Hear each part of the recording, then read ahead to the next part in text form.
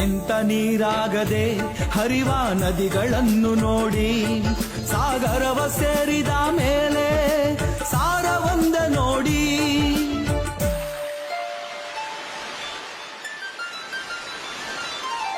ನಿಂತ ನೀರಾಗದೆ ಹರಿವ ನದಿಗಳನ್ನು ನೋಡಿ, ಸಾಗರವ ಸೇರಿದ ಮೇಲೆ ಸಾರವೊಂದ ನೋಡಿ. ಅಡೆತಡೆಗಳನ್ನು ಕಡಿದು ನಿರಂತರ ಸಾವಿರ ಜಾತಿಗಳೆಲ್ಲ ಸೇರಲು ಸಾಗರ.